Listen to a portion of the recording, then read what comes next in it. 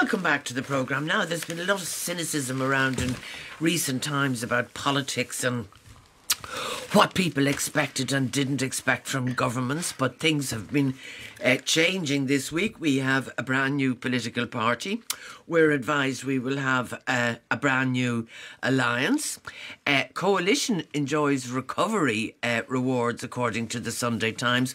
So things are shifting, or appear to be shifting anyway, but 1 in 4 would vote for Renua. Now, I presume that was a very happy headline for you, John Leahy. Yeah, happy headline, but I suppose when we were on 1%, we were still doing what we had to do. At that stage, we had no name and we didn't announce our policies, and we're 1 in 4 now. So, you'd welcome that. But at the end of the day, we still have a body of work to do. We still have a huge amount in terms of policy formation to finish off. We've travelled around the length and breadth of the country with 9 regional meetings.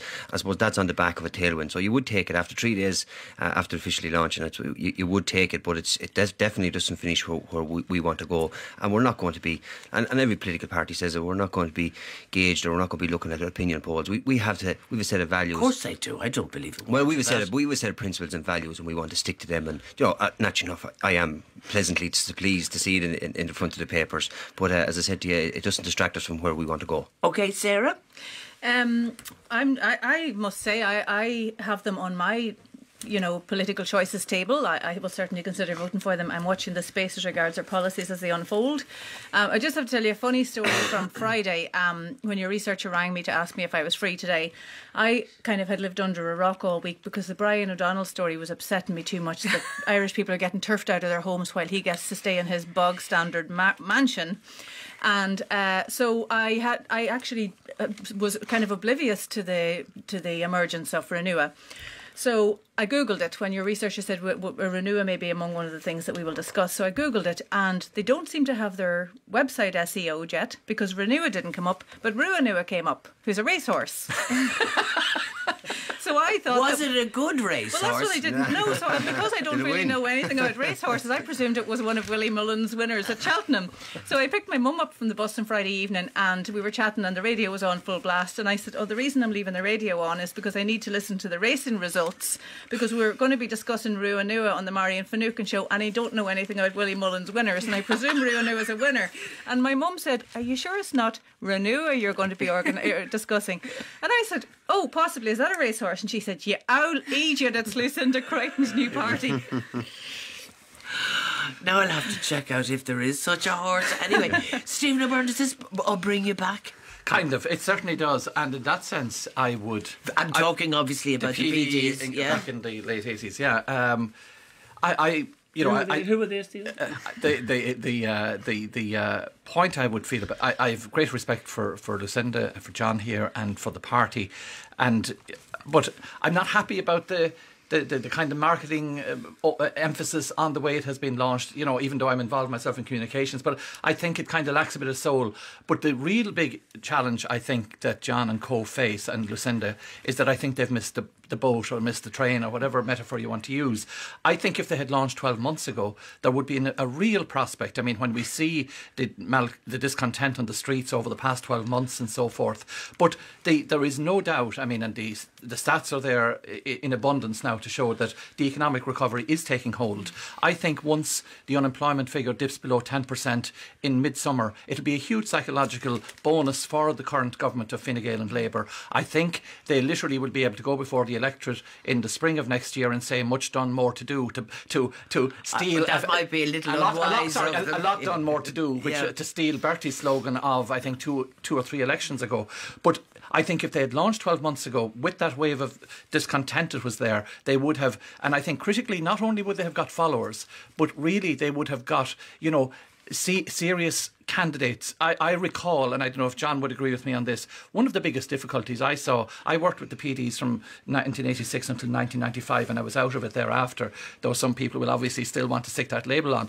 But you know, when your fortunes aren't high, and that's why that poll today, you know, even though I actually don't believe it, the Red Sea poll or the Behaviour and Attitudes poll in the Sunday Times, I don't believe it.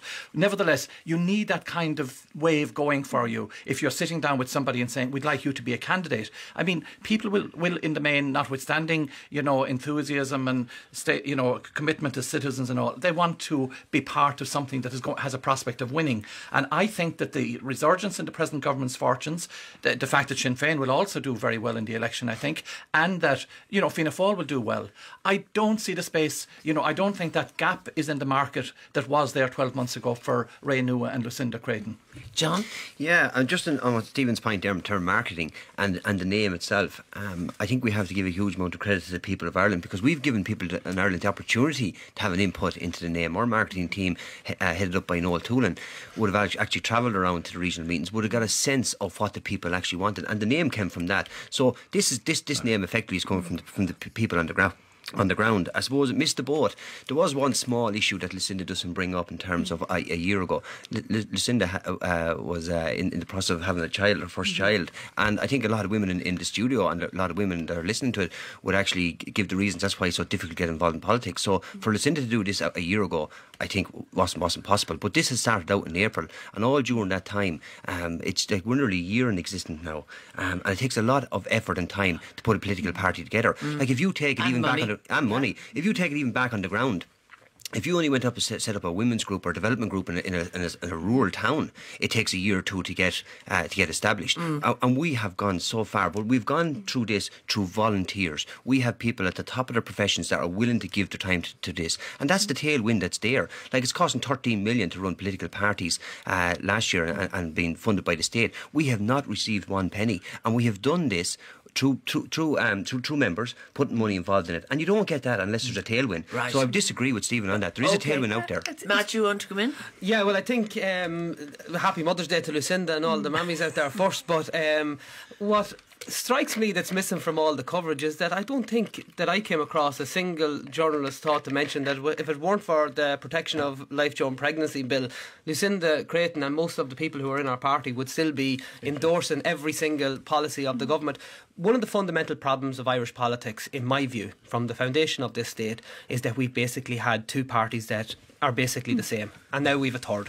By and large, if Fianna Fáil and Fine Gael are Pepsi and Coca-Cola, we now have discount stores own brand, and I think that's certainly not. I thought it was interesting today that both Pat Rabbitte and Niall Collins were given an opportunity by the Sunday Business Post to write articles, and they both used that opportunity to attack Sinn Féin. It clearly shows who the establishment actually fear in terms of providing a real political alternative. Darryl? Yeah. Judd, just what you were starting the conversation out, there's a lot of cynicism with regard to politics, and if you spend, as I do, a lot of time on Twitter, your worldview can become quite cynical. But you know, the keyboard warriors were out in full this week slagging off Renua. But you know, look, I wouldn't say eye to eye with Lucinda on a lot of policies. One of the good things I think about being Irish is that you can fundamentally disagree with someone on a political level and like them on a personal level. And I wish her all the best for this. You know, for this reason. She did resign on a matter of a personal principle. Yeah.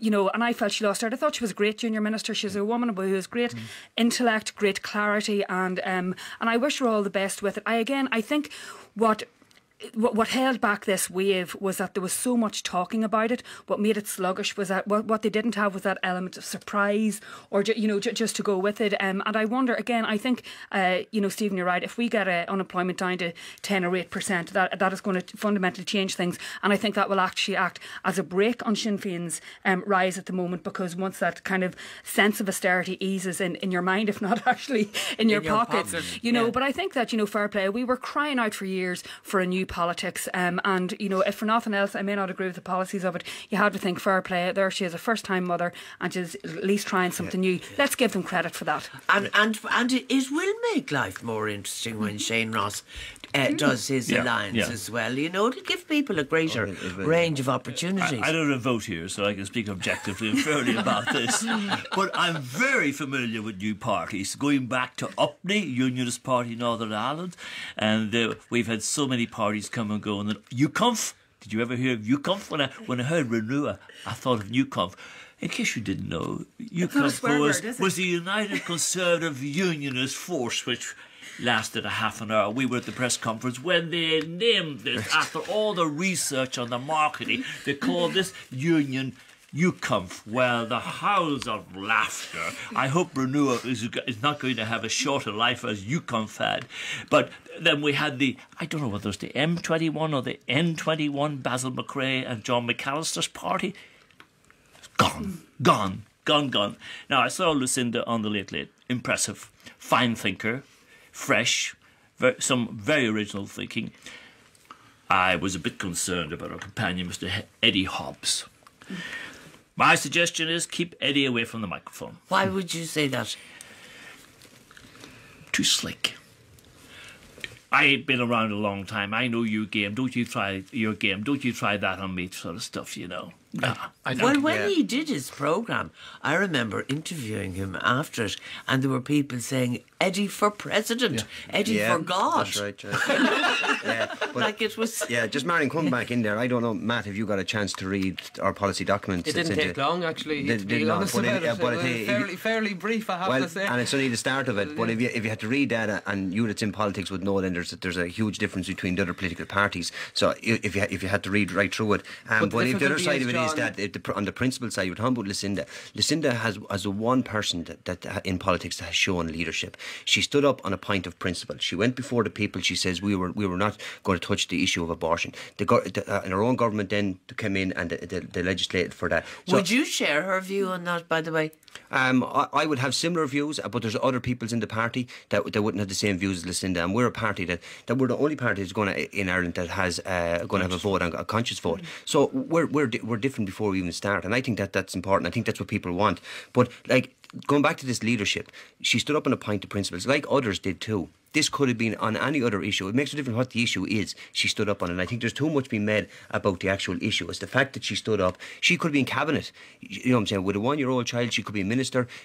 Or simply what she could be doing, like what a lot of people are doing, she could remain as an independent, spend 5 years knocking on doors and just getting a cosy seat in Dáil and be happy being in opposition. But instead of that, she's gone around the country. I think a lot of people find that very, very hard and boring and frustrating. And that's why Lucinda's a leader, and that's why she has taken on board. In terms of Eddie Hobbs, do you know, when I met Eddie first, I said to myself, do I or don't I? But I do, because Eddie gets off the fence. Do you what? Or don't you? Do I buy into him? He gets off the fence. Eddie Hobbs gets off the fence, he calls it as is. And the one thing he would have brought to our party is that most of us are from a political background, and he has actually called it as it is, and he's called it right, because when he's at these meetings going around the country and he calls it as he sees it, people are standing up and saying, do you know what, Eddie, you are right, we have to take this on. Well, of course there will be people who won't think he's right. I mean, that's what life's rich pattern but is all about. Unfortunately, John, I mean, you know, because I mean, we saw Eddie on the Late Late Show on Friday night, and you know, under a very, very good questioning from Ryan Tubridy, I mean, he did not perform well, but in particular, if you say, you know, he's the guy you want to follow, he was a guy who couldn't tell us whether he was going to run himself or not. I mean, but he's always cleared out. Not fair enough. We had that before. Oh no, it is. If people can't, it's far better just to say it. Well, also, Marian, I don't mean to harp on about the PR disaster, sort of that there's disasters that happened during the week, but. John was talking about volunteers. Surely you could get a volunteer to do your digital marketing, because we do live in a digital age, and not having your website SEO'd, letting your Facebook name go. I mean, I actually started a new business myself during the week called Next Level Strategic Solutions. And when your researcher called me, I was sitting SEO in my website, because I don't search engine optimizing my website, because I'm glad you explained SEO. Because I don't have. She's got to plug in any of that. Because I don't have an SEO budget, but surely, I know that the party says they don't have a bank account yet, but surely they either can get a volunteer, a Leaving Cert student to do it for them, or they have a couple of £100 to pay somebody to do it. Could I come back to the Eddie Hobbs point briefly? Just very briefly. I want to move on. What struck me about that is, like, Eddie is obviously one of the front of house senior persons in this party, and I think if you're going around the country as Lucinda or John or whoever, saying to people, we'd like you to run, or will you run? And, you know, one of the most senior persons associated with the party can't make up his mind whether he's running on. he didn't say he hadn't made it. He said he just didn't think that he could at the moment. Yes, That's a he was devastating very comment. clear I on mean, that. do you- Simon. No, Tubridy was very precise. he was said very just a precise, few in fairness. moments ago, he said, I read on your site that you will be a That's candidate. right. Tubridy was very precise. There's another and it's mistake repeated on in the paper- website. one of the papers There was today. actually a bigger mistake, in my belief, on the website, in the fact that, and no party is going to be based on if the technology is not up and running in 3 days. But one of the big things that I've seen is that I'm down as married as to Mary, and when I go home to my wife Lavinia, she was standing at the door with the baseball bat, and she was saying, "Who's Mary?"